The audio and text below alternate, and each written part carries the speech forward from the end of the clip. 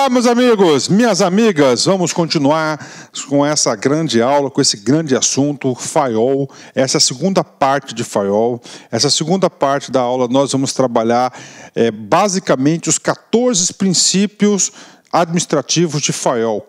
É muito cobrado em concurso público e esses 14 princípios em outras escolas aí serão desenvolvidos, então é muito importante que você nessa aula já tenha uma boa base, primeiro para acertar as questões sobre Firewall e claro, já preparar aí o terreno para novos conhecimentos.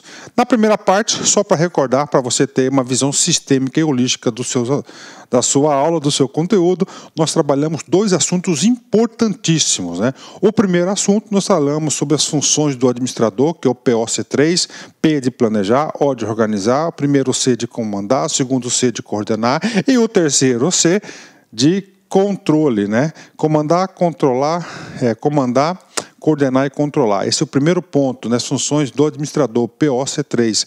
O segundo ponto muito importante são as funções básicas da organização, que são 6. Vamos lá, vamos ver se vocês lembram. Vamos lá, administração comercial, técnica, financeira, contábil e a última qualquer, segurança, né?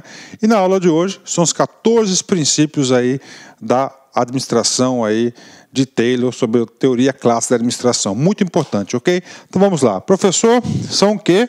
14. Lembra que o último slide da aula anterior foi os princípios administrativos aí de Firewall, né? Então os princípios são, rapidamente, né, só para ter uma visão geral, isso aqui eu tenho que martelar na cabeça de vocês, que isso aqui cai bastante em concurso: autoridade e responsabilidade, disciplina, interesse geral, unidade de direção, unidade de comando, remuneração do pessoal, centralização, cadeia escalar, ordem, equidade, estabilidade do pessoal, iniciativa, espírito de equipe, divisão do trabalho. Então esses são os 14 princípios de Firewall, né? Princípios aí muito importantes, né? Vamos partir para o primeiro princípio. O primeiro princípio diz respeito à divisão do trabalho, né? Gente, divisão do trabalho. Esse princípio aqui nós chegamos a conversar sobre ele lá na aula de Taylor. Lembram dele? Gente, como é que eram feitas as tarefas antes? O artesão que fazia a tarefa, não é isso? Então o artesão fazia a tarefa, ele fazia todo o processo produtivo. Aí o Firewall, né? E o Taylor também lá na teoria da administração científica, o Firewall e o Taylor falaram o seguinte: não, para aí, agora, aliás, o Firewall especificamente, né? Gente, nós temos que o quê? Nós temos que dividir o trabalho. Toda vez, preste atenção, que fala em divisão do trabalho, vai ter uma consequência. Ele está querendo um funcionário, um colaborador, um servidor, o quê? Ele está querendo um sujeito que seja um especialista, porque a divisão do trabalho, você tem um trabalho executado como um todo, você divide o trabalho e cada um vai fazer uma parte desse trabalho. Você está procurando um especialista. Então, isso mesmo, divisão do trabalho, tá? Consiste na especialização das tarefas e das pessoas para aumentar a eficiência. Então, divisão do trabalho, né? O professor gosta de explicar o assunto trazendo para a realidade de hoje, tá? Então, divisão do trabalho, qual que é o nome? Especialista.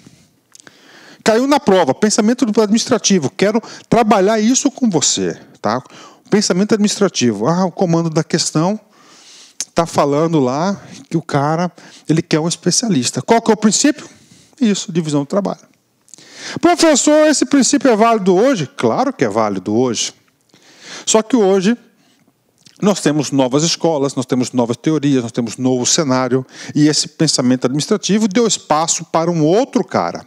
Qual que é o oposto do especialista? Eu estou perguntando, cara. E aí? Isso mesmo. O oposto do especialista é o generalista. Tá? Hoje em dia, muitas organizações eles já querem funcionários aí, colaboradores com a visão generalista, que sabe fazer um pouco de cada coisa. Tá? Então é o seguinte, nós temos o especialista que ele é focado em uma coisa. Ele é o especialista, tá certo? Decorrente da divisão do trabalho. E hoje tem uma corrente, tá? Chamado generalista, que ele já quer um cara genérico, né? Sabe um pouquinho de cada coisa, tá certo? Mas, ó, atenção, para não confundir, essa teoria é o Firewall. Firewall, teoria clássica da administração. Qualquer menção em relação à teoria clássica da administração, você vai esquecer o sujeito do generalista. O generalista é para agora, recente aí, tá? Tem pouco tempo. O generalista é pouco tempo, recente. Tá? Nessa época, qualquer menção desse período, você vai marcar lá, especialista de princípio da divisão do trabalho. Bacana? Segundo o princípio geral da administração, segundo o Fayol, né? É isso mesmo, é sobre autoridade e responsabilidade, né? Gente, muito legal, cara. Autoridade, né? Vamos trabalhar um pouquinho essa palavra autoridade. Para você nunca mais esquecer. Autoridade é o poder que a pessoa tem. Vou colocar você, que você vai ter esse poder, já tem, vai ter, né? Enfim. A autoridade é o seguinte, é de você dar ordens e o cara obedecer. Isso você tem autoridade. E a responsabilidade, professor? A responsabilidade está vinculado estritamente à autoridade. Porque a partir do momento que você passou essa ordem para a pessoa, ela vai ter a responsabilidade de cumprir, ou seja, de obrigação de prestar contas. Tá certo? Olha aí, né? Responsabilidade e autoridade, né? Autoridade e responsabilidade. A autoridade é o direito de dar ordens, é o poder de esperar obediência. Então, se você fala, o cara é obediente, obedece, você tem autoridade, meu filho. Pô, professor, na minha casa eu sou assim, Vamos lá, responsabilidade. Primeira coisa na cabeça, é uma consequência da autoridade. Né? Uma consequência natural da autoridade, e significa ter o dever de prestar contas. Ambas devem estar equilibradas entre si. Pronto, né? Autoridade e responsabilidade. Vou apagar aqui, né? Que eu acabei de escrever. Vamos lá para o outro princípio de Fayol, né? Disciplina. Pô, o que é disciplina? Disciplina, quando você fala assim, professor, tal cara é disciplinado. O que é disciplinado? Ele segue as regras. Ele obedece. É exatamente isso. Tá? Então, na organização, para a organização funcionar e você obter aí a máxima eficiência da organização, os seus membros têm que ter disciplina. Depende da obediência, aplicação, energia, comportamento e respeito às normas estabelecidas. Normal, né? O quarto princípio, unidade de comando. Professor, eu quero uma dica de unidade de comando. Unidade de comando significa ter um chefe. Unidade. Unidade vem de um. Comando, chefe. Ou seja, cada sujeito na organização só deve responder por um chefe. Unidade de comando. Pronto. Tá? Professor, cai concurso? Cai, cara. Eu fico explicando para vocês aqui, eu tenho que me segurar, né? Porque eu gosto de explicar o conteúdo, já me colocando no lugar do examinador, como que o examinador pode estar elaborando uma questão de prova, né? Então é o seguinte, unidade de comando é um chefe só, né? Cada empregado deve receber ordens de apenas um superior. Isso trata do princípio da autoridade única, princípio da autoridade única, né?